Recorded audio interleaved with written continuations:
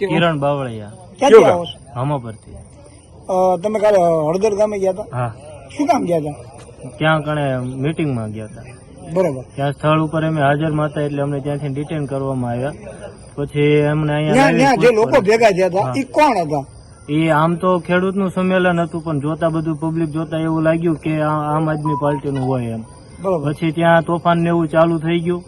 Police વાળાએ ઘણું શાંત પાડવાનું કોશિશ કરી, પણ પબ્લિકે વધારે પડતું આક્રોશમાં આવીને એમની ઉપર પથ્થરમારો ને એવું કર્યું. હા. પછી ત્યાંથી ને બધાને ત્યાં જે લોકો હાજરમાં હતા એ લોકોને ડિટેન કરીને લઈને આવ્યા.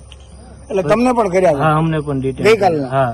પછી તમને લાવ્યા બાદ અહીંયા રાત્રે દરમિયાન પોલીસનું તમારી સાથેનું વર્તન કેવું લાગ્યું? બહુ તમને સારું વ્યવસ્થા? વર્તન હતું. બહુ કાંઈ કોઈ ખરાબ વસ્તુ, કોઈ ખરાબ રીતે અમને કોઈ બોલ્યા નથી, માર્યા નથી. ખાવા પીવાની બધી સગવડતા કરી દીધી હતી. તમે એક યુવાન તરીકે આ એક સંમેલનમાં ગયા હતા, હા, બરોબર છે. આમ અનુભવ કેવો થયો? બહુ ખરાબ અનુભવ હતો સાહેબ. એટલે આવા રાજકીય જે કઈ તંત્ર રાજકીયમાં હોય ન જવાય, પણ કોઈ એવું કઈક સામાજિક કાર્ય હોય તો ખેડૂતનું ને એનું કોઈ વાત હોય તો જવાય, પણ કોઈ આવા રાજકીય કાર્યમાં ન જવાય. પણ એવું નથી લાગતું કે આ આખો સ્ટન્ટ હતો એમ આખો હા, રાજકીય? જોતા તો એવું લાગ્યું છે.